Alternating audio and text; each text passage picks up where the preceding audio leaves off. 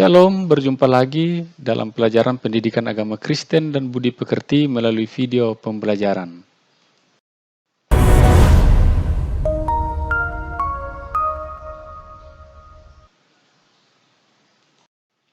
Hari ini kita akan belajar tentang Roh Kudus penopang hidup orang beriman. Namun sebelum itu kita akan bernyanyi dulu dan setelah itu kita akan berdoa. Kita menyanyi sama-sama ya. Lagu Bila Roh Allah Ada di Dalamku.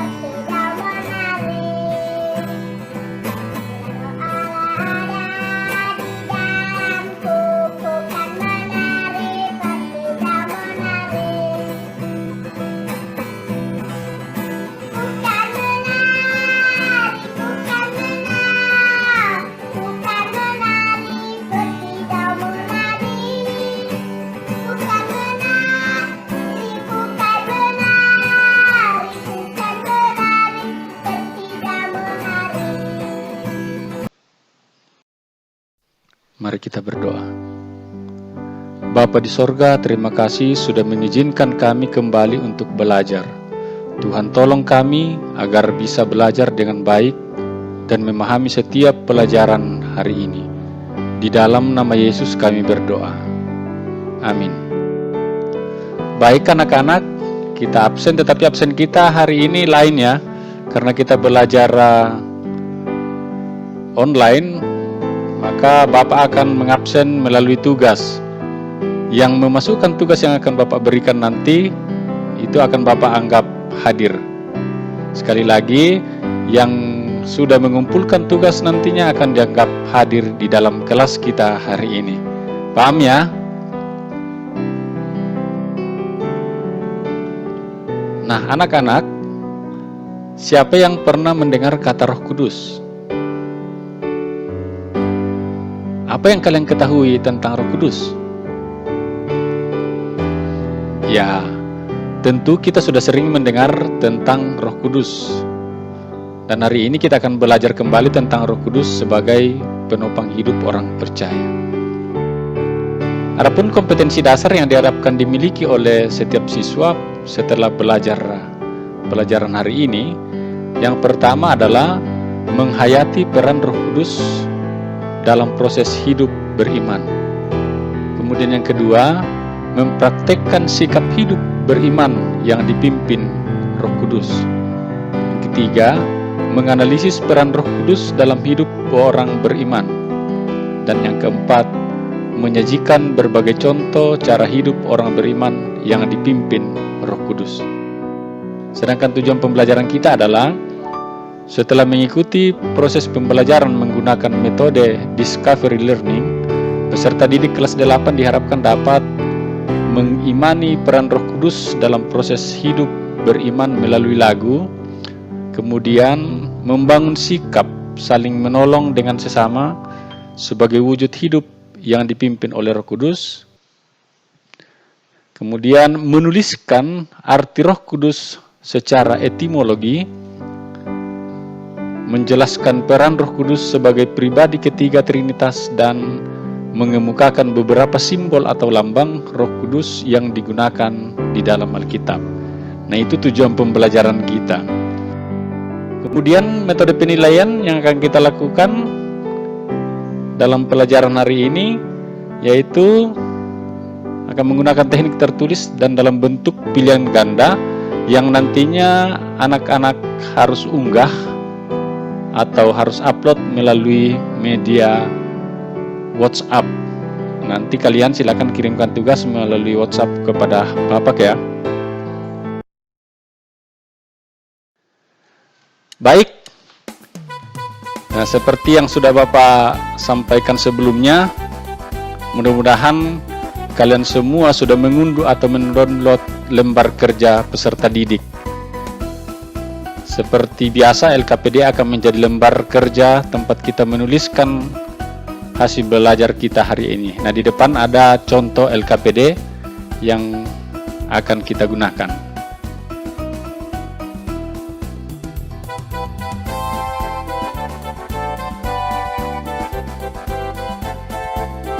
Nah, kita akan menyaksikan video percakapan Tato dan Lai tentang Roh Kudus.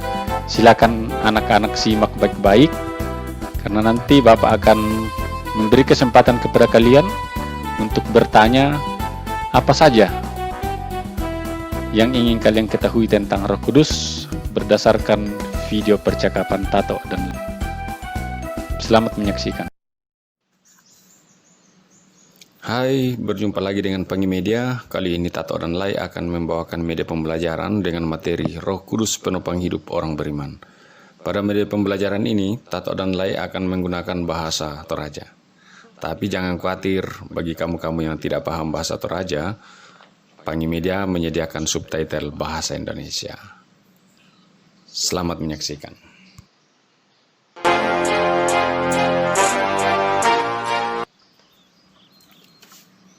Tato, dan apalah aku cerita tapi rahasia le. Apa ya, Lai?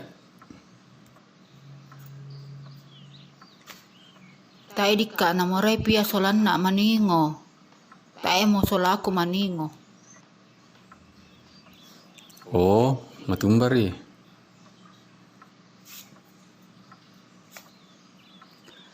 Nasanga ako mali boko puntin na nek sampe. Padahal tak era aku ku boko. Sabar ako. Kini memang tak aneh ko, masambayang ko na pinamasalah untuk duit ko. Minda ya disanga pena masalo. Umban nanay torro. Tau raka to, apa raka? Naku guru sekolah minggu, kelan ki kama susan, masambayang ki, natundui ki pena masalo. Siana bengki kama watang nolai kama susan. Susi to tunapukara guru sekolah minggu. Susi bang puang matua kelah. Tadu kamu kutanda itu. Masih ngapita malar ko pandita le. Tato, dan pena masalo lan televisi. Tapi nonton di dolo. Semuanya itu kukatakan kepadamu, selagi aku berada bersama-sama dengan kamu. Tetapi penghibur, yaitu Roh Kudus, 2000 tahun yang lalu Yesus ngomong tentang penghibur, bahwa di akhir zaman akan datang masa yang sukar. Itu sebabnya di akhir zaman yang manusia butuhkan bukan uang, tapi penghibur. Saya butuhkan Roh Kudus. Lalu saya bilang, sekaya apapun saudara tanpa Roh Kudus, hidupmu hancur. Ada banyak orang kalau dengar kata Roh Kudus, dia bilang, oh itu gereja Pentakosta, itu gereja karismatik. Saudara yang kasih dalam Tuhan, saya percaya Roh Kudus untuk semua gereja. Gereja tanpa Roh Kudus hanya membangun dan menciptakan orang-orang Farisi, orang-orang Saduki, dan ahli-ahli Taurat. Orang-orang Farisi mengajar dengan kata-kata yang indah, tapi Yesus mengajar dengan kuasa. Lalu kita ketemu jawabannya, kalau Roh Kudus turun ke atas kamu, kamu akan menerima kuasa. Kita bilang tidak ada seorang pun dapat mengaku Yesus Kristus Tuhan kecuali oleh Roh Kudus. Kita bisa ngomong Yesus itu Tuhan, tapi bukan mengakui. Mengakui berarti segenap hati, segenap jiwa. Saya tahu persis Yesus segala-galanya buat saya. Berikan tepuk tangan yang beri. Oh, susi pale to tu pena masalo le. Iyo, makanya rajin kau malam mak gereja sama kumpulan. Iyo, lama sambayang mau dako, natundi nak pena masalo. Parahal lu to. Rajin duka kau malam mak sekolah minggu le. Yo, Sule mau dolo le. Ada kak nama mak aku dah kok.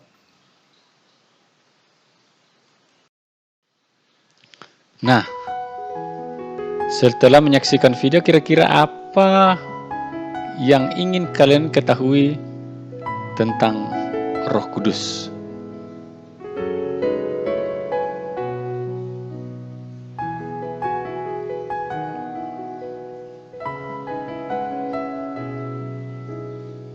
Bagus sekali. Silakan dicatat di buku tugasnya ya. Nanti kita akan bandingkan dengan tujuan pembelajaran kita. Kalau belum, kalian boleh pause dulu video ini. Nanti setelah selesai ditulis, kalian play kembali.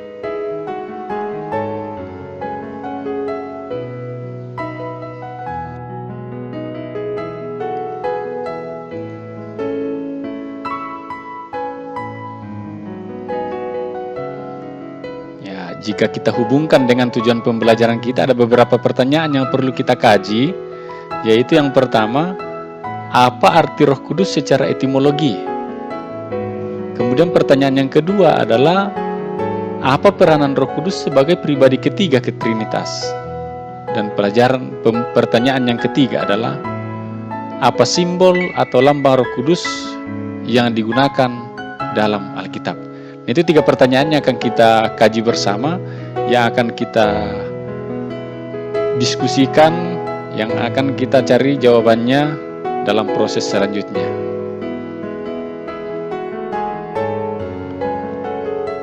Lalu bagaimana cara kita mengumpulkan data? Bapak akan menyarankan beberapa hal, tetapi kalian juga boleh menggunakan cara yang lain yang menurut kalian baik dan dapat membantu menjawab pertanyaan-pertanyaan yang sudah kita rumuskan bersama tadi. Yang pertama sumbernya adalah dari buku paket yang sudah dibagikan ya. Mudah-mudahan kalian masih menyimpannya dengan baik. Kemudian yang kedua, buku-buku referensi, bisa dari buku pelajaran yang lain, atau majalah, atau kamus dan lain sebagainya. Atau bisa juga dari internet. Kalian berusaha menggunakan HP kalian untuk mencari sumber-sumber dari internet. Boleh juga bertanya ke guru, atau kakak, atau orang tua, majelis gereja. Kalau kebetulan orang tua kalian majelis gereja, boleh. Semuanya boleh. Nah, tinggal kalian mencari kira-kira apa yang bisa kalian gunakan sebagai sumber belajar.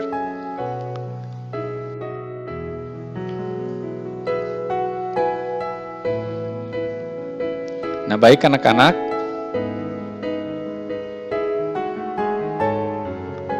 kita akan mengumpulkan data berdasarkan sumber-sumber tadi.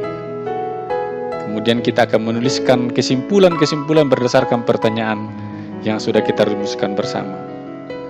Ya, sekali lagi boleh kalian pause dulu ya, sambil mencari dari sumber-sumber yang sudah ada. Dan setelah itu kalian boleh play kembali untuk melanjutkan pembelajaran kita.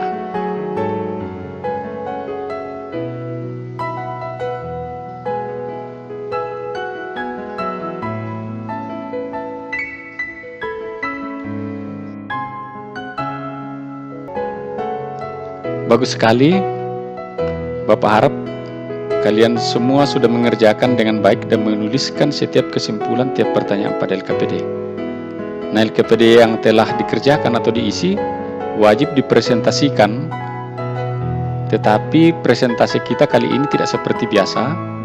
Kalau biasanya kita mempresentasikan di depan kelas, maka presentasi kita akan kita lakukan melalui WhatsApp grup kelas kita.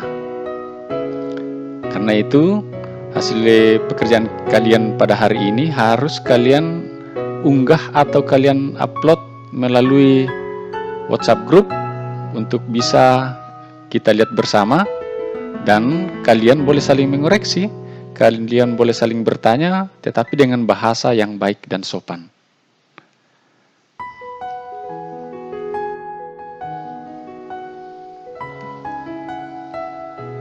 Nah, sebagai aktivitas kita hari ini, Bapak berharap kalian boleh membuat lembar komitmen, yaitu penyerahan diri untuk dituntun oleh Roh Kudus. Kalian boleh lihat contohnya, ini di depan. Silakan buat sekreatif mungkin,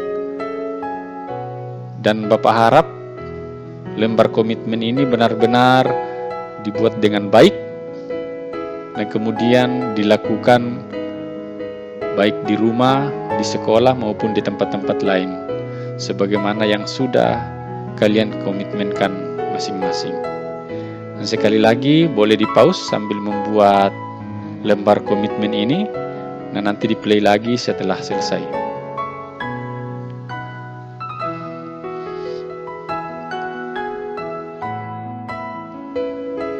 Ya, bagus sekali.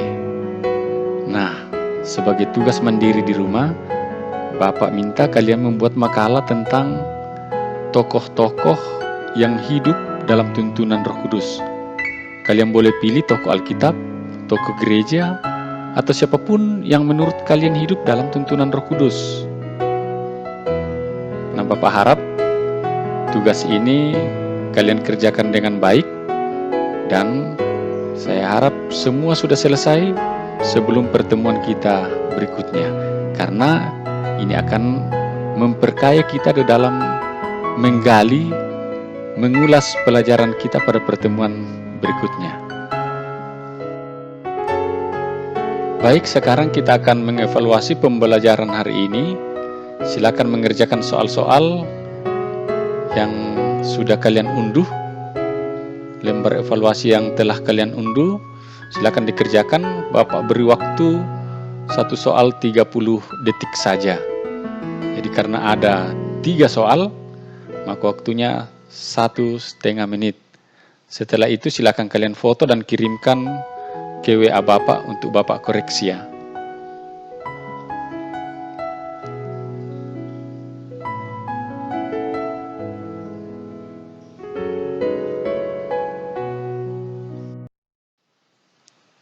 Baik, Bapak akan tetap menunggu WA kalian. Nah, kita akan lanjut ke rangkuman pembelajaran. Dari apa yang sudah kita pelajari bersama, ada beberapa hal yang menjadi rangkuman pelajaran kita, yaitu pengertian Roh Kudus secara etimologi. Nah, secara etimologi, kata Roh Kudus berasal dari bahasa Ibrani ruah dan bahasa Yunani pneuma yang berarti nafas atau angin, yang kemudian diterjemahkan sebagai roh yang menunjukkan kuasa pemberi kehidupan yang tak terlihat. Nah, dalam perjanjian baru juga ada nama khusus yang digunakan untuk Roh Kudus yang memperlihatkan eksistensi atau keberadaannya sebagai oknum, yaitu Parakletos, yang artinya penolong, penghibur, dan pengacara. Kemudian peran Roh Kudus sebagai pribadi ketiga Trinitas. Nah, Roh Kudus sebagai pribadi ketiga dari Allah yang disebut Tritunggal atau Trinitas, yaitu Allah Bapa, Allah Anak, dan Allah Roh Kudus. Nah, Roh Kudus sendiri sebagai pribadi ketiga, yaitu sebagai Parakletos, memiliki pekerjaan sebagai berikut. Yang pertama, sebagai penolong yang lain, kemudian sebagai penghibur, yang ketiga, yang menyertai, dan yang keempat, sebagai pendoa syafaat. Nah, itu pekerjaan atau peran Roh Kudus. Kemudian yang berikutnya adalah simbol atau lambang apa saja yang digunakan dalam Alkitab yang menyimbolkan Roh Kudus. Nah, ada beberapa simbol atau lambang yang digunakan dalam Alkitab, antara lain api, angin, dan merpati. Itu 3 simbol yang digunakan dalam Alkitab tentang Roh Kudus. Oke, sebelum kita menutup pembelajaran kita hari ini, Bapak informasikan bahwa minggu depan kita akan belajar tentang tokoh-tokoh yang hidupnya dituntun oleh Roh Kudus. Nah, karena itu Bapak harap tugas makalah yang sudah Bapak berikan tadi dikerjakan dan sudah selesai sebelum pertemuan berikutnya, sehingga itu akan memperkaya kita untuk menggali tokoh-tokoh yang hidupnya dituntun oleh Roh Kudus. Nah, hari ini kita sudah belajar tentang Roh Kudus. Bapak harap kalian tetap semangat dalam belajar, walaupun kita belajar online tanpa tatap muka langsung. Jangan lupa berdoa, Tuhan memberi ketekunan kepada kita. Galatia pasal 5 ayat 25 katakan, jikalau kita hidup oleh roh, baiklah kita juga dipimpin oleh roh. Karena itu, Bapak berharap kalian menyerahkan diri, menyerahkan hidup kalian seperti yang sudah kalian komitmenkan tadi dalam lembar komitmen, untuk hidup dipimpin oleh Roh. Sebelum kita menutup pelajaran kita menyanyi dulu ya lagu yang tadi, Bila Roh Allah Ada di Dalamku. Kita menyanyi sama-sama, setelah itu kita akan berdoa.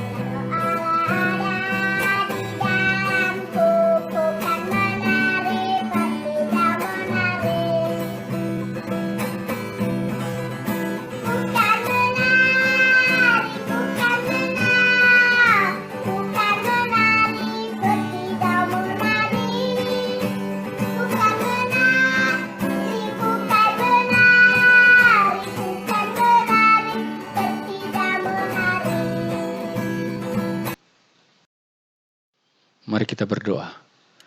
Terima kasih Tuhan sudah bersama kami dalam belajar hari ini.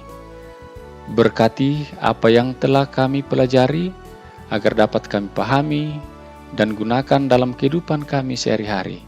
Di dalam nama Yesus kami berdoa. Amin. Nah, demikian pembelajaran kita kali ini. Sampai jumpa di pelajaran berikutnya. Tuhan memberkati.